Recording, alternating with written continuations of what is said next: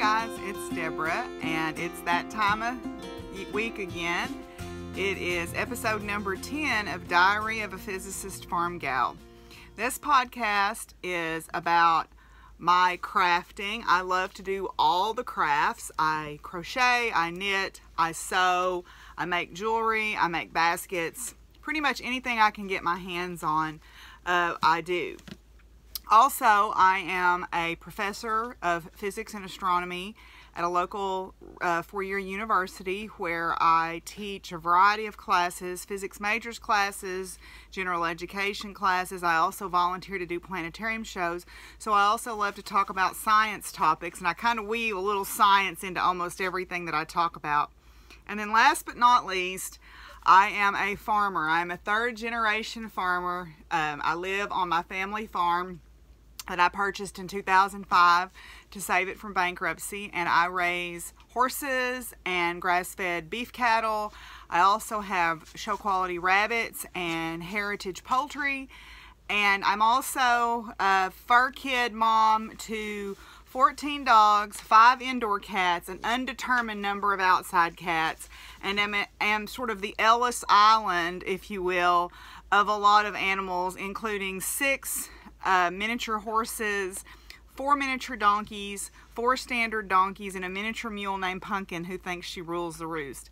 So I will talk about all of those things on my podcast, so I hope you enjoy that. If you're a new viewer, I want to welcome you to the Funny Farm, and if you're a returning viewer, I sure am tickled you're here. We've made it to number 10. I'm so excited about that.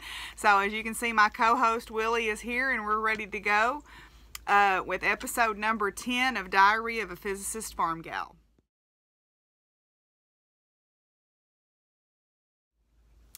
Okay, guys, you can find me on the various forms of social media.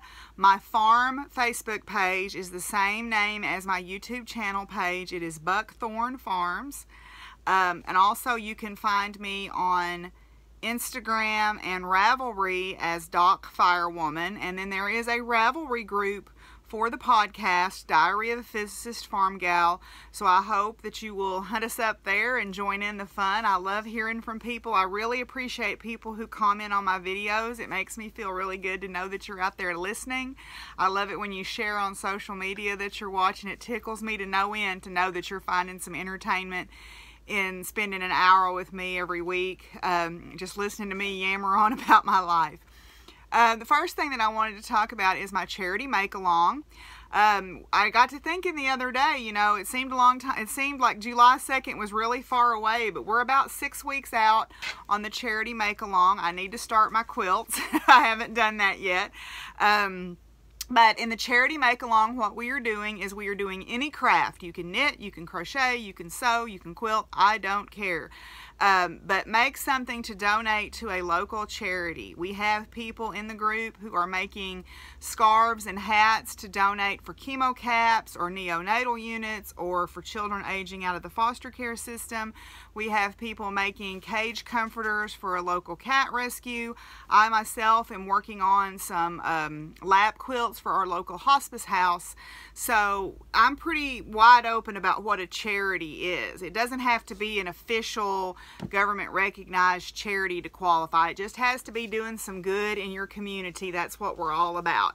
So we've got some prizes. We've got a beautiful skein of yarn donated by Leon Alexander Yarns, and then also we have 4 project bags and notion sets kindly donated by Jasmine at Tesla Knits.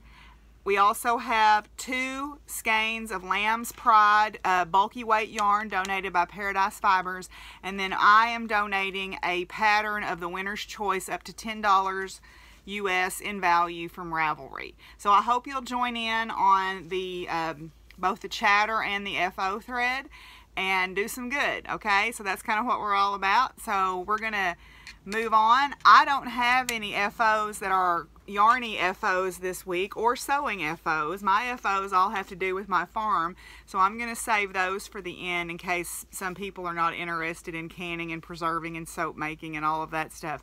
So we're gonna move straight on to works in progress.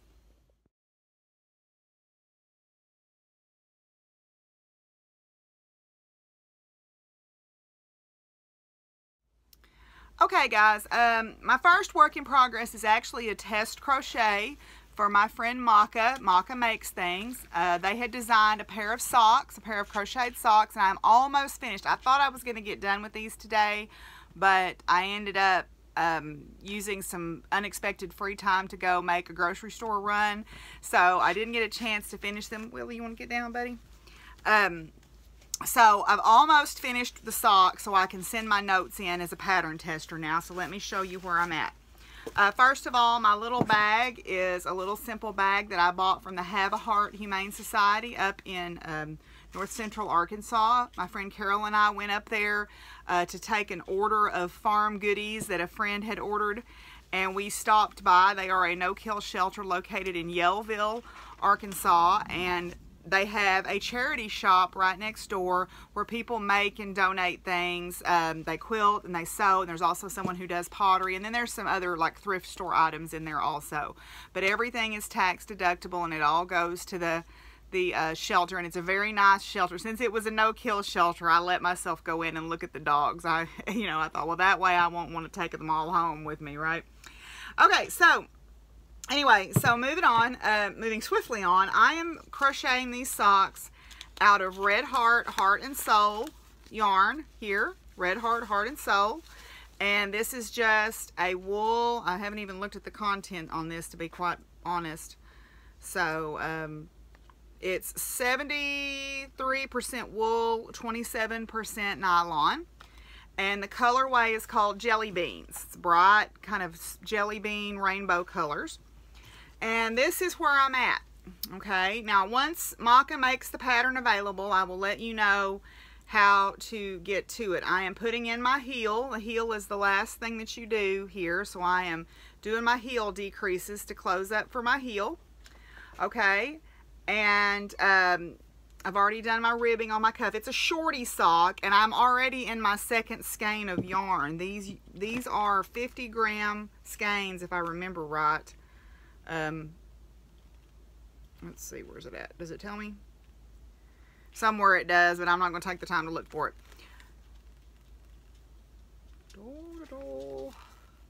Well, anyway, I'm not going to waste your time looking for it. I've had to get into the second skein because, as you know, crochet takes more than knitting. The only thing that I would do differently if I were to make these again is I would do some more increases for my toe, because on my foot I was making the pattern as it was written, and for my foot this toe is a little tight. So if I were making this again, I would make a larger toe, do a few more increases, a couple more increase rounds, and make a larger toe. Other than that, it seems to fit very well. I'm interested to see how this heel fits. The heel construction is quite interesting. I'm not sure that I did it quite right, but I tried to follow the pattern as close as I could.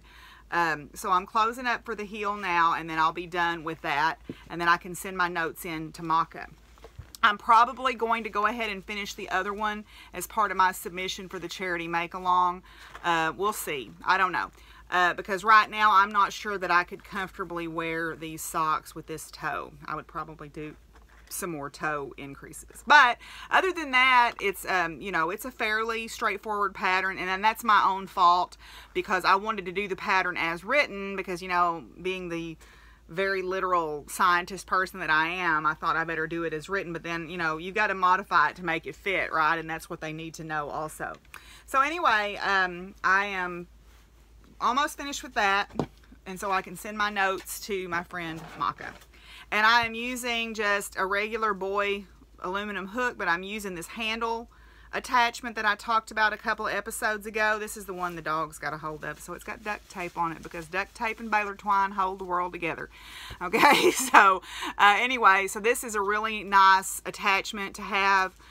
Keeps your hands getting tired, okay, from getting so tired. Okay, so that's my first work in progress. I hesitate to even show this, but I am proud of myself. This is my Helen Stewart Mystery Knit Along. It's no longer a mystery, the Impressionist shawl, in my April 9 design Playful Otters bag. I finished Clue 2. Wah-ha! I finished Clue 2. So I'm done with Clue 2. And when you look at the pictures of the shawl, you think, man, I'm almost done. Well, you got 2 more clues to go. You're 52% of the way done because, again, this sucker is long, okay? But I finished clue 2, and I finished this part of the lace section. And for the most part, I think I did pretty good. I think it'll kind of even out with blocking, but I finished the lace section. And so once I finish Maka's sock, I'm going to give myself some time to work on this. I'm kind of bouncing back and forth between a couple of different projects. I've been through the yarns a million times on this. I started not to even show it, and I thought, no, I am going to show it because I did finish clue 2, and I will finish it because remember my deal with myself. I can't start my Kraken shawl until I finish this. Okay, the next thing that I'm doing is another mystery knit along, and I haven't worked on this week, but I have worked on it since I last showed it. This is the Mother's Gift mystery knit along, and I have completely finished clue 1, but I have not started clue 2 at all yet, and it was put out last Friday. And what I noticed is people are not really being all that careful about spoiler images on Instagram, so I'm just gonna say I'm gonna show it, and if you don't want to look, don't look, and we'll go on from there. First of all, I think this is the Periscoping Sisters. Debbie Reese and Amy Meeks, I believe that's the Periscoping Sisters, and I like their pattern, the way their pattern is written and laid out really well. I'm using these 2 yarns. Again, this is Expressions Fiber Arts Polar Bear, and it's a very light speckle on a cream with some blue speckles, and then this is Primrose Yarn Company Star Lord. Willie, I don't want to kiss on you right now. I know, you're a little worried. It's storming outside a little bit. Actually passed by, but it was raining pretty hard, and I think he's a little nervous. But anyway, so I have finished the first clue, and it's going to be an interesting shawl. It's going to be, from the way it looks right now, kind of long and skinny. So I have completely finished clue 1. Okay, let me see if I can hold this up where you can kind of tell what's going on. All right. There's a garter section to start, and then there's a stockinette section here in the center with your second color, and then some striping, and what's coming up next is a lace section. So I've got to get started on that probably later today. I've been enjoying sitting outside in the afternoons and the evenings once the sun gets behind. I've got 3 really big oak trees beside my house, and I've got my lawn chairs sitting where after about 3 o'clock or 4 o'clock in the afternoon, the sun is behind those oak trees, and they provide a nice shade. So I like to sit out there in the evenings after I've done my chores and knit or crochet. So I'm probably going to try to do some of that this evening. But anyway, so that is in my Silver Shed USA Fox bag. Okay. And I'm going to start on the second part of that clue tonight. So, all right, the last thing that I'm doing is another test knit. This is for Vanessa from the A Historian Knits podcast. She contacted me because we both share a love of the movie Mame, and I mean the version with Rosalind Russell is the one. It's a great movie. It's the only movie I've ever bought on iTunes because anytime I'm feeling a little bit down, I can watch that movie and it always lifts my spirits.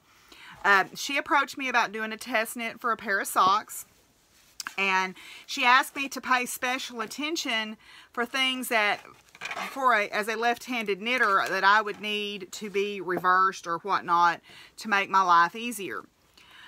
She's probably going to whoop me because I'm going rogue. Her sock pattern is written top down. I'm going toe up because I'm a creature of habit. I have just started. I'm almost done with my toe increases, and then I can start the patterning. It's called the Ups and Down socks, and if you've ever seen the movie Mame, you'll get the reference. But it looks like it's going to be a really cute pattern pair of socks, and I'm excited to get to make these for her. So I need to get cooking on those so she can have some feedback on those. I am using Ballihara Farms. Ballihara Farms, it's a sock blank. I purchased a sock blank from Ballihara Farms in North Carolina. It's 75% superwash merino, 25% nylon, and the colorway is called Baby Elephant. And the real reason I went rogue is the way I wound these. I was going to make a different pair of socks. I was going to do the Knitting Expat new sock pattern. And then Vanessa approached me about doing her test knit.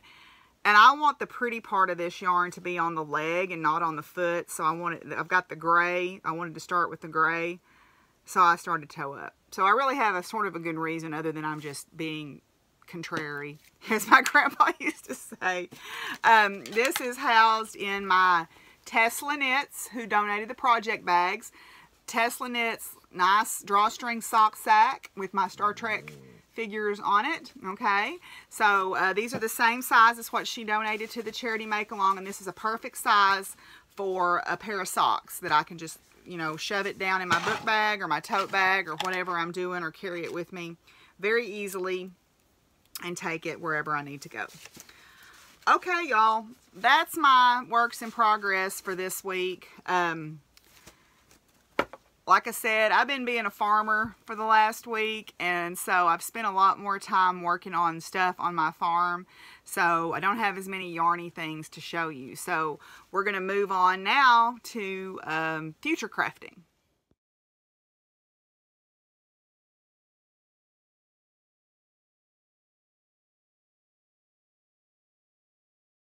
Okay, future crafting, again with the large Sonic drink cup.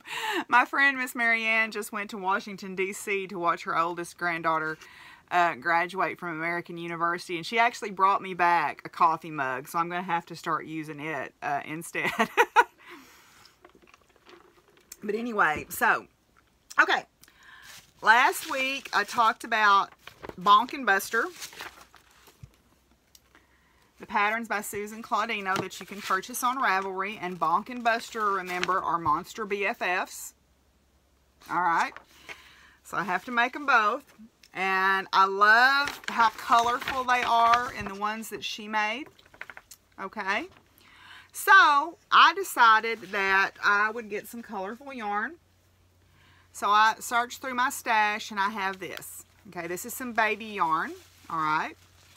And it is just acrylic baby yarn, which that's fine for, or it's 60% acrylic and 40% polyamide. Okay, I'm not really sure what the difference between those is. They're both synthetic chemicals, but whatever. But anyway, and this is a store yarn that I purchased. And I thought, well, those will be nice and colorful. And then I have some colors that will coordinate with these for some solids to kind of do some contrast stuff on them. So I'd like to start those fairly quickly because I think they'd be cute to enter in the fair. I'm in fair mode now.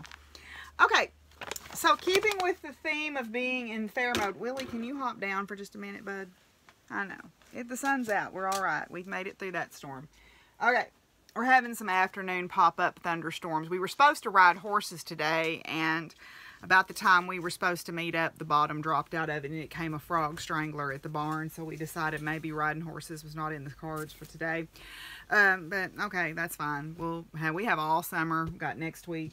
But anyway, so in the spirit of crafting for the fair, our county fair, you know, has different divisions of crafts, and they have crafts for the various holidays. So in my stash of fabric, which is ridiculously large, I also have a lot of my mother's fabric after she passed away, and we both love to do the same thing. We love to purchase and make these VIP panels, okay? So VIP is a fabric company, it's VIP by Cranston, and what they do is they make these panels where you can create different decorations. And in this case, this one is a turkey pillow. It's a turkey pillow. It's a stuffed turkey. So there is a harvest or autumnal division, I believe. So for that division, I am going to make this turkey pillow. So I like what color he is. He's very rich, beautiful fall harvesty colors. And he's probably, let's see, patchwork turkey. It just says patchwork turkey. He may just go on the wall. I have another one of these that I made a long time ago that's more bright orange, and he just hangs on the wall. He's kind of a dimensional sculpture. So here's my first thing that I'm going to cut out and make is my turkey. Because I used to have a pair of turkeys. I had Bonnie and Clyde, and I loved them. I miss them so much, and I really want to get turkeys again because Clyde had so much personality. He would just strut around the yard all puffed up, and it was just so much fun to watch him. So I really miss my turkeys. Okay, the next thing that I'm going to make, I have a doll and stuffed toy category, and there's different divisions underneath it. I need to get the book out or look at the website. My friend Lisa's husband's taking over the website. Thank the Lord for that, because that website was so kludgy, it was pitiful. Last year, I'm not even going to go into all the havoc that I had trying to register my stuff online for the fair. And the funny thing is they changed everything to online registration last year, and they didn't tell anybody. I knew because I have friends that do 4-H, and so, where their kids do 4-H, and I asked them, and they told me, there are a lot of elderly people in this county that's what they do. They put stuff in the county fair, and it's serious business with some of those people. And they show up, and they're like, why haven't you registered? And they're like, you know, some of these people don't even own a computer. So they're going to have to think through that process a little bit more. I mean, I liked the online registration because when I showed up, they just... You know, you have to wait in line, and the registration last year was kind of awkward. Okay, we're just going to have an aside, so just bear with me. When you go into our county fair, in the craft building, which is where all the crafting, the photography, the quilting, the sewing, the knitting, the canning, all of that stuff, what they call the home ec division, is all in one building. And they have different areas where this stuff is. Always before, you went, like if you had photographs to enter, you went to the photography station and you entered them there. Or you went to the canned goods station and you entered them there. Last year, they decided to have one table for everything. That's a terrible idea. And I'll tell you why. You get someone like me who has 77 entries, and I was not the one who had the most. There was one family there that had close to 400 entries. You know, you get somebody like me and they want to hand do every single thing. You got people waiting in line behind you for 45 minutes to an hour. So what I did when I got up, because I got there early, you know, very early, so I could be one of the first ones in line. I walked up, I said, I saw what was happening, and I said, if you will just give me my tags, I will tag everything myself. I will go out to my car, and I will tag everything myself. And they were already frantic at that point, and they said, okay. So, and I kind of knew, I'd kind of recognized the lady that was doing the check-in, so she was okay. So I took all my tags out to my car, and I just stood out there and tagged everything. The website... You know, and I had a talk with my friend Lisa about this. They don't tell you things like the baked goods. It doesn't say in the fair book or on the website that you need to bring them on a paper plate in a Ziploc bag. So her husband, Jason, I actually saw him in the parking lot, and he told me this, and he said, well, here's some, because he had to run up to the grocery store and buy Ziploc bags and paper plates so that they could enter their baked goods. You know, so hopefully some of that, you know, she is on the fair board now, and we had a conversation at that geocaching event that I talked about a couple of weeks ago, because they are geocachers. I said, it would really help if these sort of, you know, unspoken rules were actually published somewhere so that people could know. You know, like with rabbit showing, unless you're in 4-H, you don't know that every single rabbit tattoo has to be unique. You know, I was tattooing mine where within a breed they were unique, but I have several different breeds of rabbits that I show. And, you know, I was tattooing them with my farm initials in 1, 2, 3, 4. Oh no, they all have to be different. So nobody told me that. So I'm, you know, with a Sharpie at the fair, you know, changing my tattoos on my rabbits. Hopefully now that they've got some fresh blood on the fair board and somebody who's really good at websites on the website, taking care of the website, things will go smoother. But anyway, that was a long digression, and Willie is back in my lap, so let me get this out from underneath him. There is a doll category. So there's different ways you can do dolls or stuffed toys. You can buy a toy and you can dress it kind of like the Build-A-Bear thing, or you can buy a doll and make the clothes for it, or you can make the whole thing. And so one of the panels that my mother and I both had some of is Jenny Giraffe. Jenny Giraffe is a doll. Okay. And the pattern is all here. Her dress is here, and then also the parts to make her body are all here. So you make all of her outfit, kind of like my little moose that I showed. You make all of her outfit, and you make her, and you put her all together. And then you can embellish, you know, do some embellishment to make her kind of extra special. So I'm going to make Jenny Giraffe. I think I actually have 2 panels of this the way it looks. I think my mom and I both had a panel, or bought a panel of this. Now the last thing that I'm going to make is another doll. And I love this one because I love the Halloween. Okay, this is Willow the Witch. Okay, so Willow the Witch, there's her name, Willow the Witch, and she's another doll. Okay, so I'm going to put her together and make her as an entry also in the soft toy category. So, and these are actually a lot of fun to make. They don't really take that long. I mean, there are some small sort of fiddly pieces to them, but they really don't take that long. I can usually put one of these together in an afternoon. So, yeah, so I've got to get my sewing machine fired up here and get going on that. So, that's kind of all my future crafting. So, if you're here for the crafty content, we're pretty well done. I'm going to have a few acquisitions that are sort of a mixed bag of things, both crafty and farm related, which are kind of crafty too. And then we're going to go on to the farm stuff. So if this is all you're interested in, thank you for stopping by, and I hope you come back. And if not, we're going to move on to acquisitions.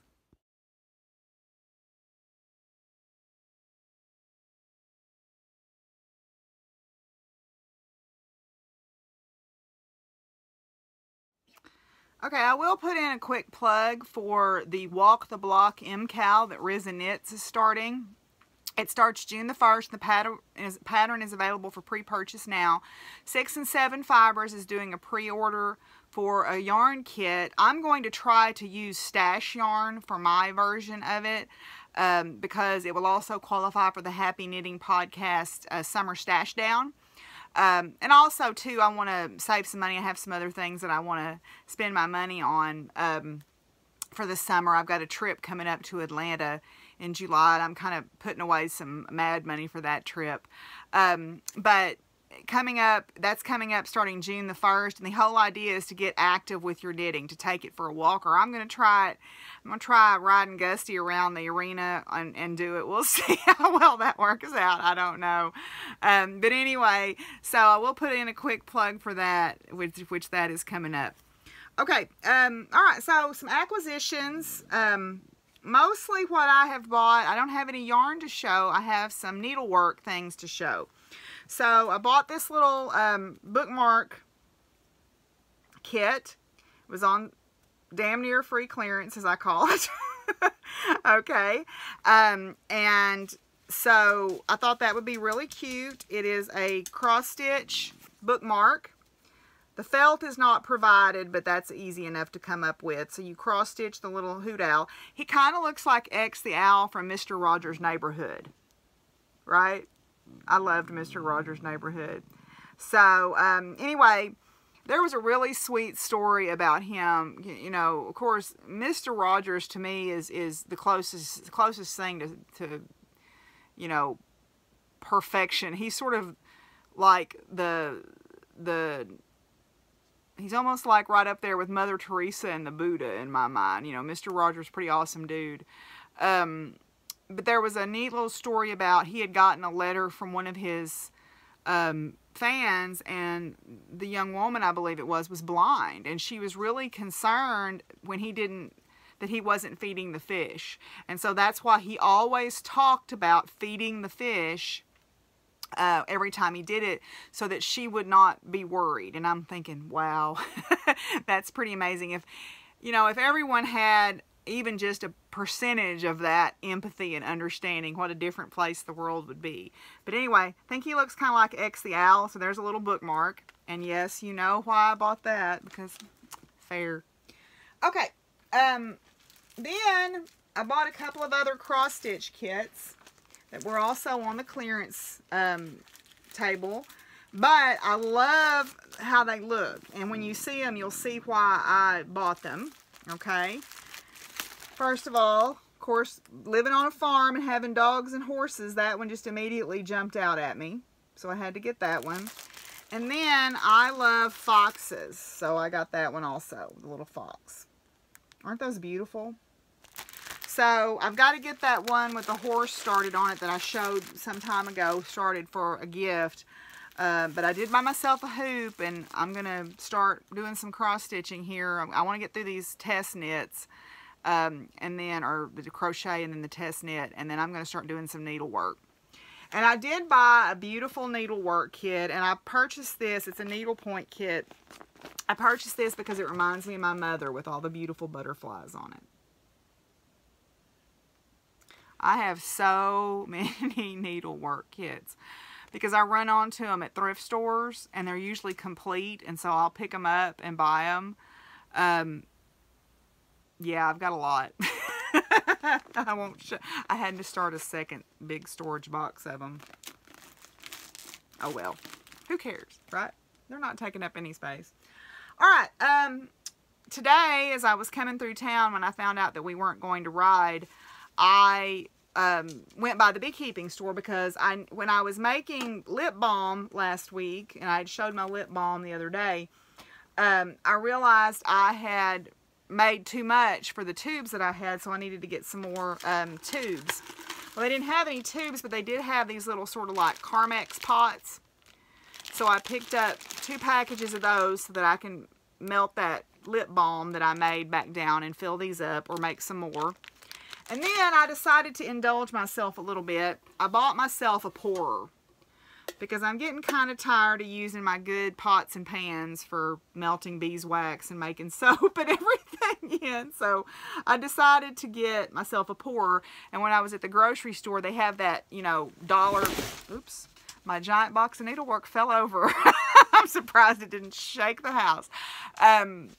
They had that aisle that has like the dollar items on it. So I bought myself a grater and a set of measuring cups and measuring spoons and a strainer that I can just put with my soap making stuff and not use my regular eating stuff for that. You know, I live alone, so it doesn't bother me, but you know, if somebody came over to eat dinner, they might blanch a little bit if they saw me grating beeswax with my cheese grater. Most of my friends probably wouldn't care, and if they do care, that's probably a sign they don't need to be hanging out anyway. Anyway, then they also had some seeds at the store. I got a free packet for purchasing stuff. They gave me a free packet of seeds, and then I bought some bergamot seeds. Bergamot. I bought some bergamot seeds to plant. Yeah. So I'm going to plant those. Monarda, they're a Monarda species, so I don't know what color these are, but I'm in the mood to plant flowers, so and we'll hear more about that in the farm section. Okay, so now this is not a new acquisition, but I wanted to share this last week, and I kind of forgot. I mentioned my local very favorite thrift store. It's called Marva. What it is it gives developmentally delayed adults a place to work, and also it's a store. So they do like piecework there, and then also they do a recycling program there, and then also they work in the store, and you can take donations up there. Of course, they'll give you a receipt or whatever. And then they have a thrift store, and their thrift store is awesome. I mean, really good, cool stuff comes in there fairly regularly. I like them because before the fair, you're going to get tired of hearing me say that probably, they have every Thursday they put their vases on sale.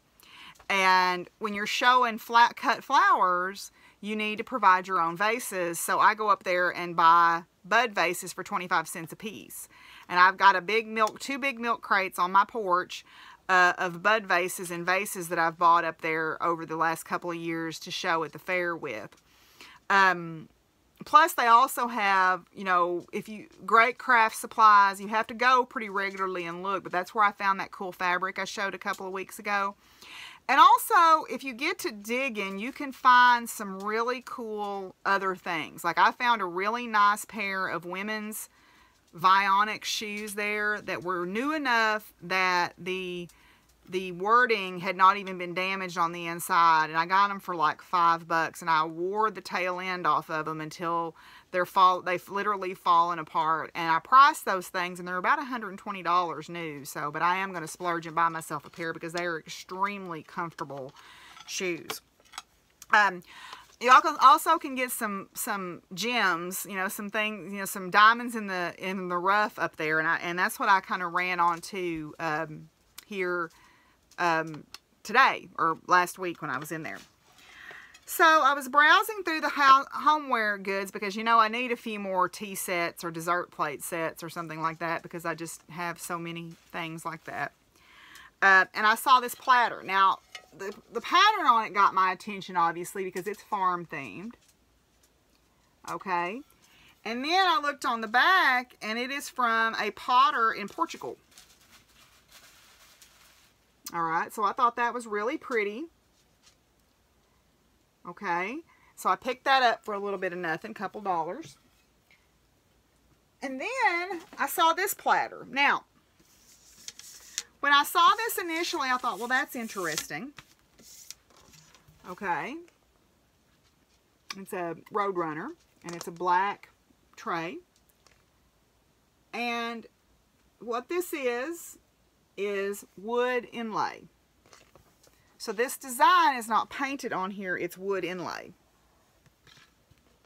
And it's by a company called Crochet of Monterey, California. Okay, there's their, I don't know if you can see their tag, but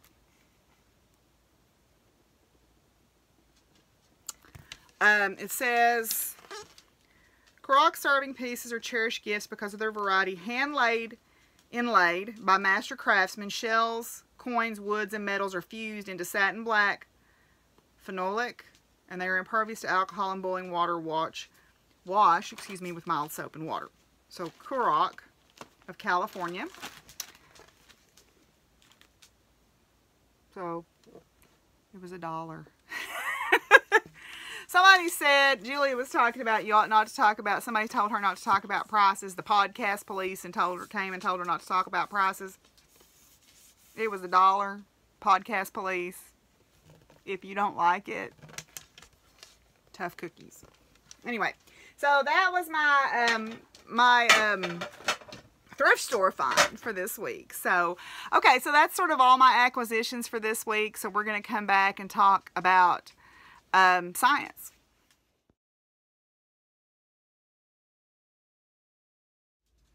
Okay, guys, so first of all, to talk about some science things, I'm going to talk a little bit about last Friday, a couple of things that happened, and then a new interesting story that I saw on social media through NPR. Last Friday, I had my yearly doctor's visit. You know, for our insurance, we have to go have, you know, just a physical, and then they do a lipid panel and everything. And I got to talking to my doctor about tick-borne diseases. And I said, you know, I'm just curious if I have been exposed to tick-borne diseases. And he said, well, have you ever been bitten by a tick? And I had to laugh because I'm like, do you mean today? This week? I said, you know, I live on a farm. I mean, yes, I've been bitten by a tick this week. So I told him, I would be interested in that. So we decided to do a tick panel. Well, I knew for the lipid panel you were supposed to fast, and I have high blood pressure. I have genetically small vessels. I have what's called small vessel disease, and you know, it doesn't matter what I eat. It doesn't matter how fit I am. You know, I have to manage it with high blood pressure medicine. So I took my blood pressure medicine, and I've never had, you know, I've had lipid panels drawn before, and I've never had any problem. So I go in to have the blood done, have the blood work done, and I had to draw a lot for those tick panels.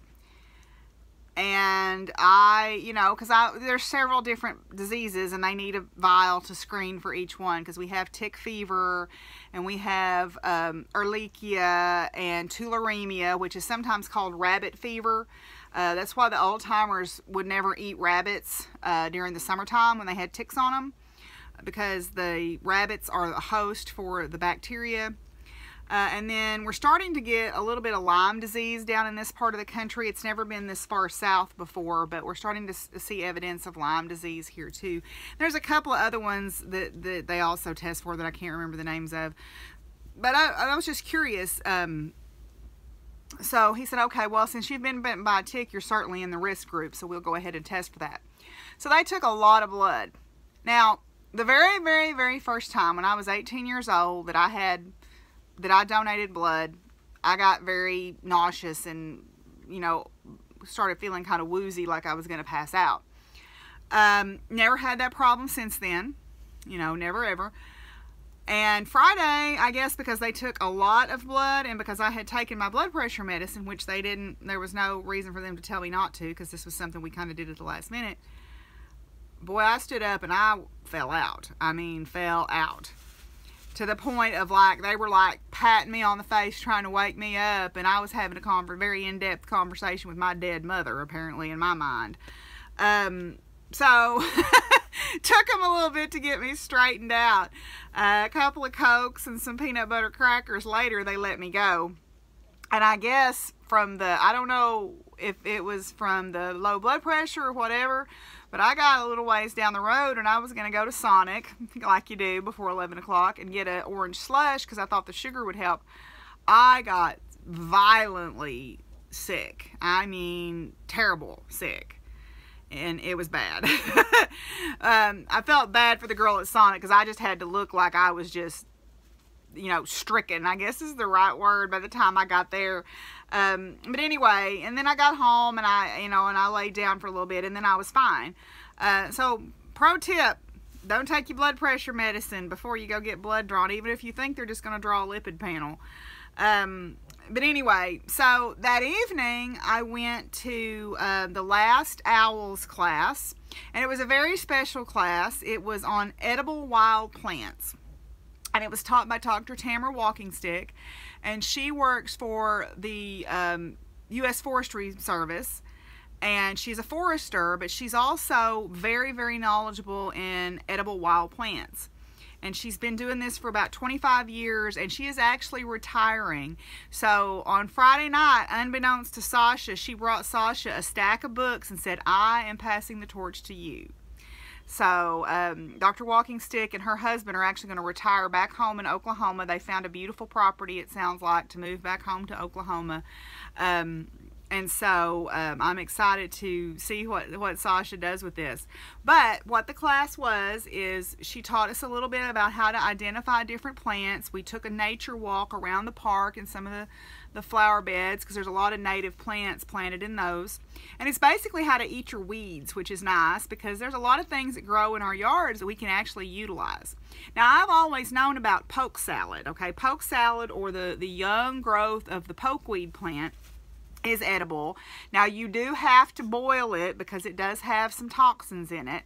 And it was kind of an old-timey, poor folk country get by. It was sort of the first green thing in the spring that the country folks out here could eat. And I remember eating my fair share of poke salad and scrambled eggs when I was growing up.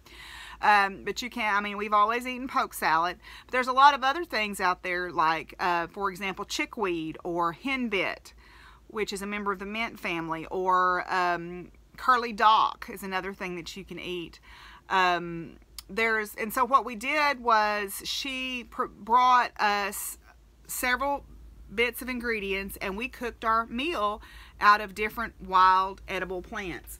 So what we had that night was we had wild tea sandwiches, so traditional yummy tea sandwiches with wild greens in them. They had wood sorrel, which is also called oxalis, sheep sorrel, we had, which is sometimes called, I believe, lamb's quarters.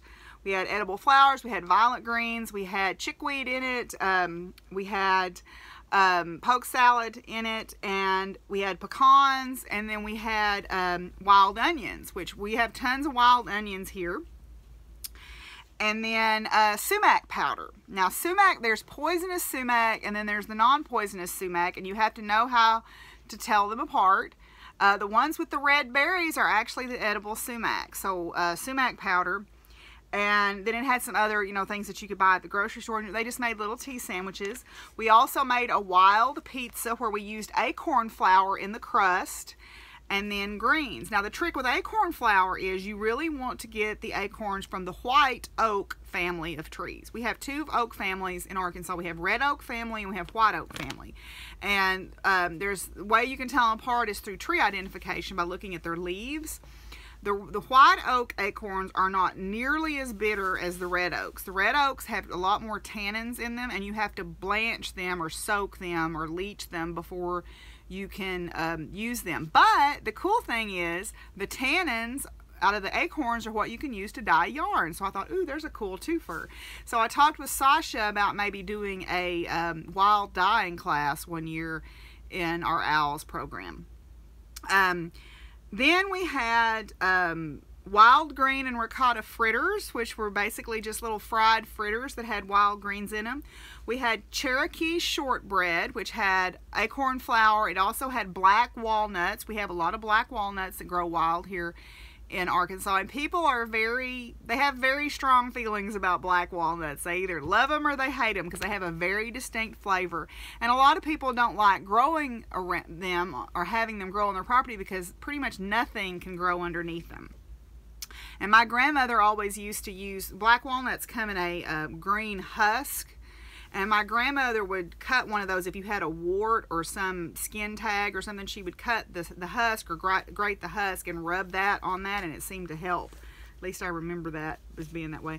And then we made muscadine ice cream, and I was actually on the ice cream detail. So we took muscadine puree, which is the muscadines are wild grapes that grow here in Arkansas. They don't grow in big clusters like traditional European grapes. They grow more individually, and I actually grow muscadines on my property. But she gave us her recipes, and then she gave us a whole packet of information about wild plants. The trick with this is identifying the plants correctly because, for example, wild carrot looks a whole lot like hemlock, but there are some very distinctive features that are different between the two. So you have to learn to identify the plants. And then, of course, we got as our free gift, thanks to Sasha that night, we got a little flip card on different wild plants. Okay, so we got little, some of the different wild plants that you could eat, that you could find and eat. Oh, and we also had pine needle tea, which was actually really good. You would think that it would taste like chewing on a Christmas tree, but it was actually really good. It was a very fresh flavor, so I would definitely make that again. And you make it out of the pine candles. When the pine trees here send up the new growth, we would call them candles because they sort of stick up and they're usually lighter colored than the rest of the old growth on the pine trees, and that's what you make the pine tea out of. Okay, so anyway, so there's a nice little flip folder of edible wild plants that we got. So that was really cool. The last thing I wanted to talk about was a really cool article that I saw on NPR about the discovery of the new blue pigment. This has been around the blue pigment has been known about for a little bit, but the reason it's such a big deal is there is very little actual blue pigment in nature. And you may say, but we have bluebirds and we have blue jays and we have those fancy blue morpho butterflies. None of those are blue. Your eye perceives them as blue because they are what are called structural blue. And I talk about this in my physics class. What happens with the structure of the wing on the blue morpho butterfly, the scales of the wing, or on the feathers of the blue jay or the bluebird, it causes the light to scatter and diffract in a certain way that your eye receives more blue light from the light passing through the wing or reflecting off the wing. And so to you, it looks blue. But if you look at it from a slightly different angle, it's going to look gray. So it's what's called structural blue. It's not a pigment blue. And so the discovery of this new pigment was really a big deal because there's a lot of things that are like cobalt blue is blue, but cobalt blue is not non-toxic. Cobalt is a carcinogen. So they wanted something that would not fade in the presence of sunlight or distort in the presence of heat, and also was non-toxic. So they created this new blue kind of by accident, and it has yttrium, indium, and manganese in it, which are some of my favorite elements on the periodic table, because they're kind of in that middle part where the kind of research that I do about element production takes place. So now they're talking about, the same researchers are looking for a new red, see if they can discover a new red color. So I'm going to link that article below from NPR, because I thought it was just really neat, and I'll also link a couple of articles about structural blue versus pigment blue. So, okay, so that's kind of all of our science for today. So now let's move on and talk about farm life.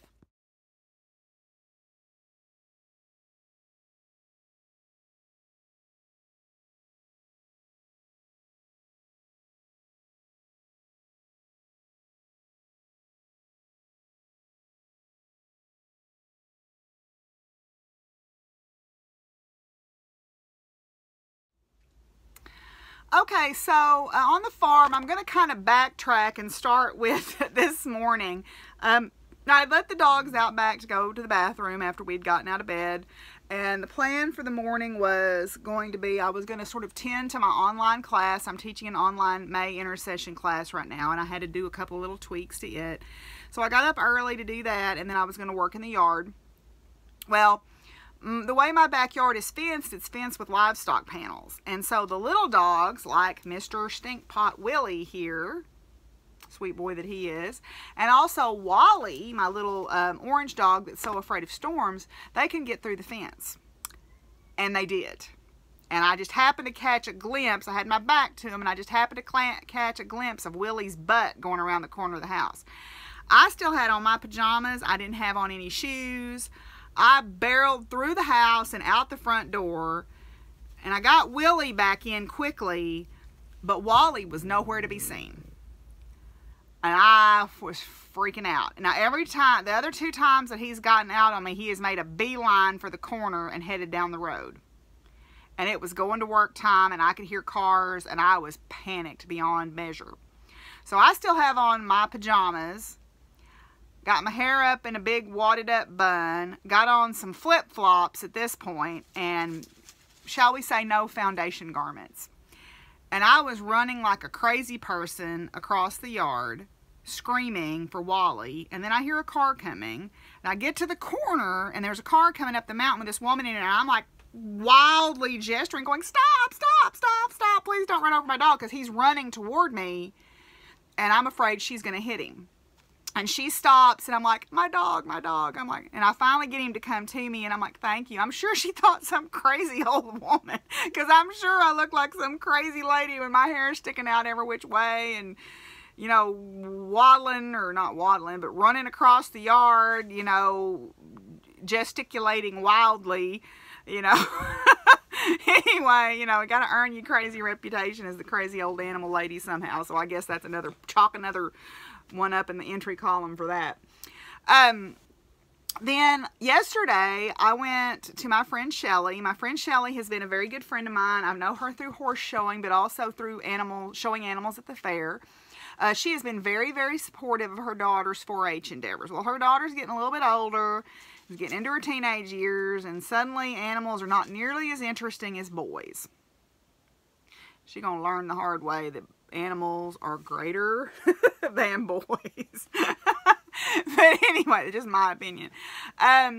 So she was selling some pins, and she was kind enough to approach me first to see if I wanted to purchase some of her surplus animal cages that she had. And because I have all of these rabbits, I did need some extra space, so I was able to purchase a couple of cages from her. So I went and picked those up last night. Actually, it took both of us to get them here. She loaded part of them on her trailer, and then I put part of them in the back of my truck.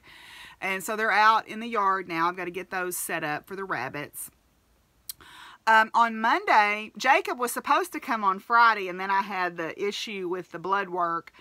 And so on Monday, Jacob came, my former student, who is a very, very hardworking young man. I mean, I like him for help, because a lot of times when you get people to help you, they may have all the best intentions in the world, but you have to sit there and watch them do it. And so you might as well just be doing it yourself, or you have to watch them to make sure that they're actually working and not goofing off. He's not that way. He is a very, very hard worker. So he came on Monday and we got so much done. And a lot of it's just little piddly stuff that I had been putting off because I needed an extra pair of hands. So like we clipped the chicken wings, so the chicken's wings, so we could put them out in the big pen without them flying out. We just did one side and we moved them into the big pen. And then he did some brush cutting for me around a couple of pear trees. I have a rattan vine, and if you don't know what rattan vine is, it's not like the Southeast Asia true rattan vine, but it's called rattan vine. It's a native of Arkansas, and that sucker, those things are so, you know, they'll go all over everything. They're like kudzu. In fact, I've got one in my backyard. That's what's growing up against my house that gave the black snake away to come in my attic the other day. But anyway, so we got rattan. I have a rattan vine in the corner where my garden is, and it had kind of overrun one of my pear trees and one of my quince trees. So I had him cut that back. And while we were doing that, I found 2 little volunteer muscadine vines. So we dug those up and moved them. We trellised the raspberry bushes. We fitted the rabbit cages. They had some wood on the side of them. That when my friend, I had also bought these same cages from Shelly, she had them put on there to keep the sun out. Well, where my rabbits are at, they're in the shade all the time, and it was blocking the airflow, so we took the wood off to expose just the wire so that they would have fresh air. And it worked out great because she needed some wood, so when she came Tuesday evening to bring those cages, I said, oh, here's some wood, here, take these if that's what you need. We did several other things. I'm trying to remember what else that we did, but we got quite a bit done of just, you know, different tasks that needed to be done around the farm that you just needed 2 pairs of hands for. I started cleaning up in my garden and getting ready to plant my plants, and I'm terrible about wearing gloves. I mean, really bad. I'm terrible about wearing gloves because I haven't found any gloves that fit me where I've got good dexterity like I want. And so I'm out there weeding, and I pull up on something, and I get a sticker in my finger. And it's bleeding and bleeding and bleeding. And I thought, okay, go in and find the tweezers. Well, I go in and get the tweezers. Well, the tweezers aren't doing anything. I can feel something, and I knew it hurt. So I go get the pliers, and I went and got a pair of needle nose pliers, and I pulled a sticker out of my finger that was about that long. So it just went straight down into my finger, and you talk about sore.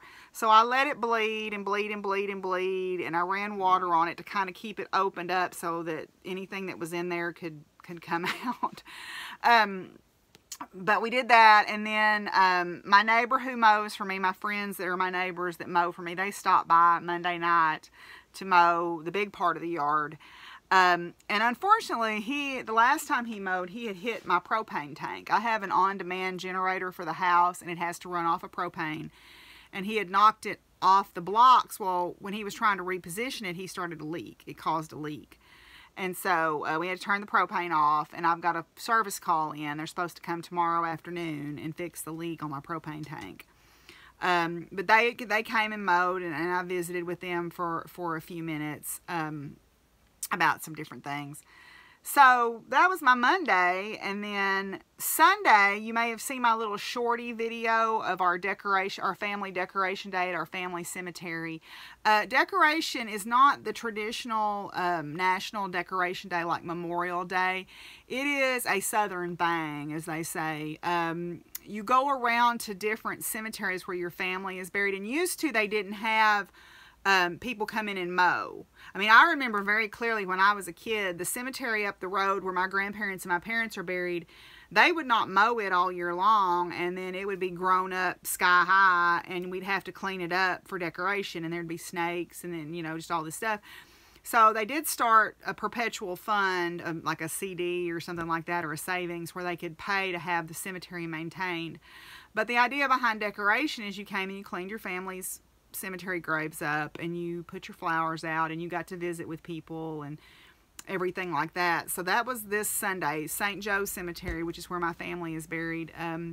that decoration is always on Mother's Day, and then there's usually like one the week before, and they go like around here. There's several different little cemeteries, and I've actually got distant family buried in 2 or 3 of them, and we used to go to all the decorations because the churches would turn out, the little country churches would turn out and not have services until decoration season was over, so that you could go around. They don't do that anymore, which is a shame, because that's a dying tradition, and I wish that was still something where people would come back and share those old stories. But you know, people move on, I guess, and it's kind of a shame, but it is what it is. Saturday, I ran practice for the kids at the barn because Miss Marianne, as I had mentioned, had gone to Washington, D.C. I ran practice actually Thursday evening and then Saturday, because they have a little obstacle course contest coming up this Saturday. Now, I'm going to miss because I signed up to do a yarn dyeing class with Leon Alexander Yarns. Logan is coming from Oklahoma to Conway, which is the town that I work in, to teach a yarn dyeing class. So I was the first person to sign up for that. I was so excited. And I've actually signed up to go to the East Texas Fiber Festival too, which is in, I can't remember the name of the town now. I looked it up. It starts with an L, and it's in Texas. It's about a 5-hour drive from me. So I'm going to try to go to that. It's the second weekend in November, which is the opening weekend of deer season. But I guess I'll just have to miss that. That'll be all right. So that's kind of what we did. Sadly, on Wednesday of last week, my very good friend Cassie, who I do deer hunt with, her grandmother died quite suddenly. It was very unexpected and quite sudden, and that family has really taken a loss, because she was truly a matriarch, one of those mountain matriarchs. It was the center of that family, and it was a huge family, so I went by to visit with them. I just went by the house, you know, because I've eaten dinner with them many, many times, because they just live about 3 miles from me, and I would go over. They always had a family dinner every Thursday night. That family all got together and had family dinner, and then on all the holidays there was a huge amount of food. So Cassie had messaged me and asked me if I would come by the house. So went by the house and visited with people that I knew, her and her husband and her sister and a lot of other people. And then actually my friend that I buy hay from, he was also there, because we're all friends. We all hunt together. And then I visited with Miss Carol's husband. We call him Possum. I don't know what his actual first name is, because I've always called him Possum. But I visited with him for a few minutes. So that was kind of a sad day as well. You know, to see, again, someone who's such a linchpin of this community now be gone. So, but anyway, so that's kind of what's been going on farm-wise. I want to show you a few things that I have been working on. Last week I showed my lip balms and some of my jellies. So this week I went out into I did some foraging along the roadside and also in my yard. I have narrow leaf plantain, or what's called ribwort by some people, and yarrow, and there's a lot of yarrow blooming on the roadsides, and I've been going digging it up because the county came and mowed today and mowed it all down. So I've been going and digging some up and moving it into my yard. What I did was I put the leaves of the plantain and the white flowers of the yarrow into some oil, and I sat that, and I put them in a quart jar, and I covered them with oil, and I sat that on the stove while I was canning and doing some other things, so the heat helped the oils from the plants infuse. Then I took the oil and I mixed it with some beeswax from my bees, and I made a first aid balm. Okay, both the yarrow and the narrow leaf plantain are good for things like bee stings and insect bites and stuff like that. And so I made some balm, and so you just rub your finger on it and rub it on a tick bite or an ant bite or whatever, or a bee sting or a cut or something like that, and it kind of helps. So I made several little jars of this, and I've actually got some more. I bought oil today at the store. I've got some leaves in there drying that I'm going to infuse some more oil with to make some more first aid balm, because on a farm, Lord knows, you know, jamming pieces of lumber in my finger, you can never have too much of this stuff. Also, we have honeysuckle blooming. Now, the honeysuckle that most people are familiar with is actually not native. Our native honeysuckle is a red flower. We have mostly the yellow and white Japanese honeysuckle, which is not, which I guess you would say it's naturalized, but it's not a native plant. But has a beautiful sweet smelling flowers. And you know, when you're a kid or even when you're a grown up, you pull the little flowers and you pull the stamen out and you lick the nectar off it. And you know, the bees are loving it right now. Well, you can do several things with it. The first thing that I did, because I needed to get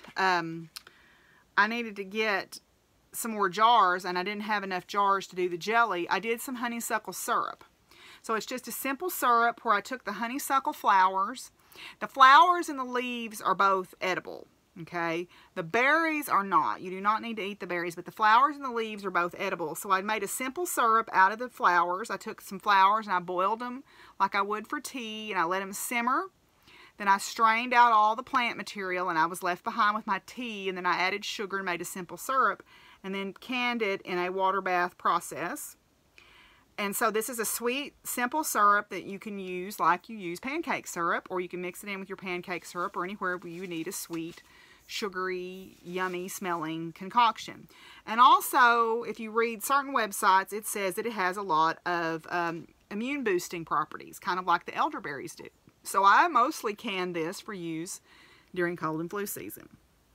Okay, so that's my honeysuckle syrup. Then the last thing that I made was I finished off my soaps that I was making. I made some hot process dandelion and honey soap. I had foraged the dandelions from campus. I made a tea, and I also infused some oil with the dandelions.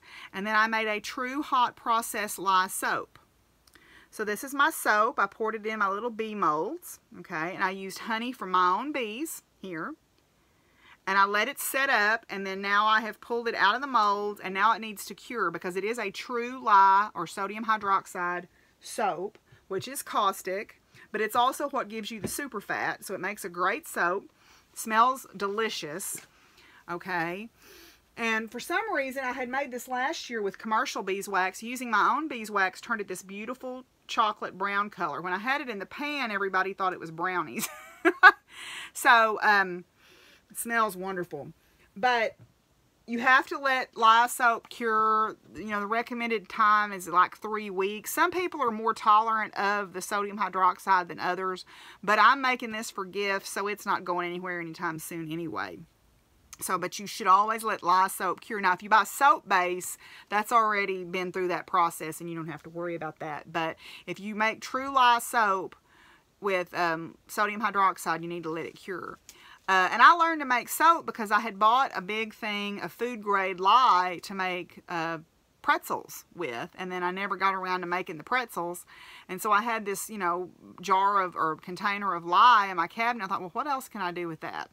And soap making really is a science. You need to measure things out, and I'm going to link a couple of pages that have some really good descriptions of the purposes of different oils that you can use, or things like coconut oil or shea butter or whatever, what their function is in the soap, because you need a mixture between your soft oils and your hard oils or your hard fats to make your soap set up. And then of course it has beeswax in it also to help it. No, this doesn't have beeswax, I'm lying, in it. So, but I'm going to link a couple of pages, so if you're interested in making soap, you can do that. But I will say this, you do need to wear eye protection. I always wear eye protection when I do the lye, and then there is a very particular order. I think you add the water to the lye a little at the time, okay? And mix it, and it will get hot. So whatever you have it in, it's an exothermic reaction, so it does get hot. It gives off heat. So you need to have it in a heat-proof container when you do that. But any good soap recipe, and I'm going to link the 2 pages that I really like. They're soap recipes. Soap Queen is one, and then the other one is Nerdy Farm Wife. I'm going to link those 2 pages below so that if you're interested in making soap, you can look there. Okay? All right, so that's the things that I've been making. And so, yeah, so that's kind of where we're at here on the farm. Just been, you know, getting things going for the summer. I'm like I said, I was very pleased with how far along we got on Monday. Jacob is going to come back this Monday. And also, the Chicken Man stopped by on Sunday. Chicken Man is Mr. Duval, and he lives over at a little community called Buttermilk. And he has lots of birds. I mean, lots. And we got to talking, and he's supposed to be going up to the hatchery tomorrow. So I think I am going to get some chicks this year. I'm going to go see him after he gets back from the hatchery and see what he got. He told me a couple of different types that he was going to try to get, and if he gets them, I'm going to buy a few chicks and try to raise some chicks out, because I think I'm going to get rid of my pigeons. I think I'm going to trade him my pigeons, my last 2 pairs of pigeons, for some chicks, or at least 1 pair. I think one of my pairs is actually sitting on eggs, so I won't be able to trade them right now, but yeah. And oh, I forgot to mention the other day, my black snake was over in my chicken coop the other day. He was in the chicken house looking for eggs. Unfortunately, there weren't any in there because or fortunately, I guess, there weren't any in there. I opened the chicken coop door and he's sort of looking at me and I'm like, now, Mr. Snake. And of course, the lady who helps mow my yard, she's like, what? Snake? And I'm like, he's not bothering anything. He's a rat snake. You know, let him go on. He's about 7 feet long. You know, I was going to move him, but he was headed out the door and out into the garden anyway, so I just let him go on his merry way. Yeah, so that's kind of where we're at here on the farm. So we'll come back here in just a little bit and wrap it up with a few final thoughts.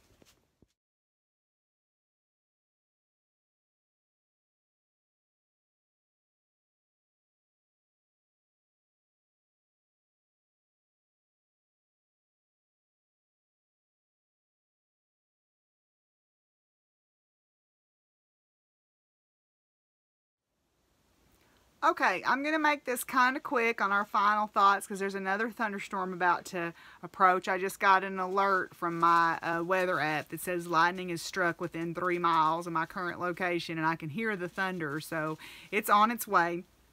But one thing that I wanted to talk about was preserving history.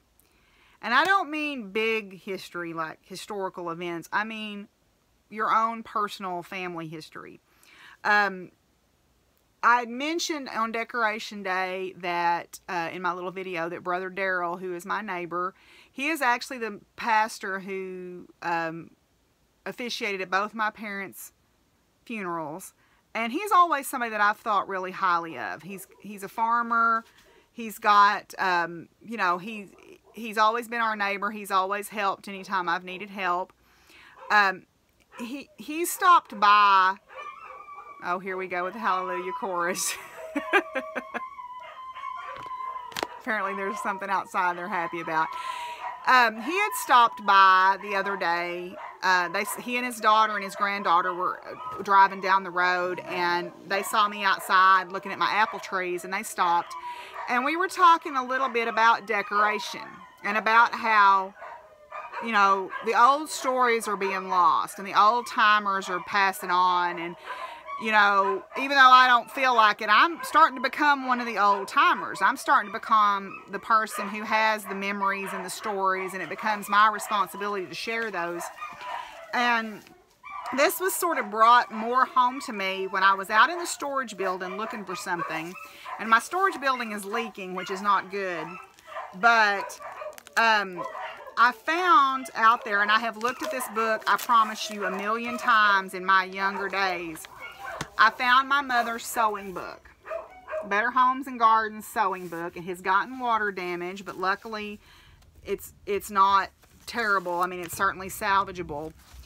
And I thought, you know, that the times where, and it seems to me like a lot of makers tend to be more inclined to sit down and pass these skills on from generation to generation to generation of making and sewing and everything. I'll be quite honest with you, even though I grew up on this farm, there was very little passed on to me in terms of that knowledge. All the canning that I've learned to do, I learned on my own. All the soap making and elderberry syrup and all these things I've learned on my own. There was no family lineage of that. And I don't really know why that was. I guess because my grandmother and grandfather didn't think it was important. And my mother was working all the time, trying to keep us afloat. And my dad just wasn't interested. So those things could have been lost, but I got really interested in trying to remember how to do them. And so, for example, in this sewing book, this book has probably some of the best information on how to make pattern adjustments of any book I have ever seen. Okay, it shows very clearly how to make, of course it's 1950s era pictures, you know, but, or 61, excuse me, pictures, but there are so many different individual adjustments in this book that you can make. And this is where my mom learned to fit herself, and also where she gave me the tips on how to fit myself. Okay, so you know, it shows how to do skirts, it shows how to do tops. It doesn't really talk about pants so much, because I guess women didn't wear pants all that often back then, but you could take some of these same tips and do this with it. And then it's got adjustments for different types of sleeves as well. And you can see the water damage there. But I just got to thinking about that bloodline, okay? I have roses here on my property that the rootstock of those roses is at least a century old, that belonged to my grandmother. I don't know what kind of roses they are. I mean, I know one of them's a climber and one of them's a floribunda, but I don't know what type or what name they are. So it's becoming sort of imperative to me to write these things down, and maybe that's part of the reason why I started doing this podcast, is to have a recording or a memory of some of these things, because this knowledge doesn't need to die out. The making and the farm crafting and heritage livestock and being land tied and being a minister to this land and a servant to this land and a caretaker of this land, that memory needs to be there, that institutional memory, if you want to call it that. So I would urge you, no matter what you do, even if you're not a farmer, if you have family traditions, if you have stories that go with certain items in your house, if you have books or photographs, document, document, document, document. Okay, please. I have a suitcase full of pictures, about half of which I don't know who they are. I know they're my mother's family, and I sat down with her and my uncle before he passed away, and we wrote down as many people as they knew who they were. Document, document, document. Record that living history, that bloodline, that thing, that thread that binds us all together, okay, on this planet. So, and pass that on, even if it's not to a family member, pass it on somehow. Maybe that's what I'm doing here, is I'm passing what I have on to you guys, since I don't have any children to pass it on. But document, record that history, because those things matter. Those bloodlines, those lineages matter, those bloodlines, that history, those things matter. So, anyway, all right, so I'm going to end it there. I hope that you guys are all meeting your crafting goals. I hope that you're all doing good. I hope to hear from you. Please share the podcast with someone that you think would be interested, because I sure would love to grow my audience. And thank you for sticking with me through 10 episodes. And until I see y'all again, be good to each other, take care of each other, and peace out. Bye.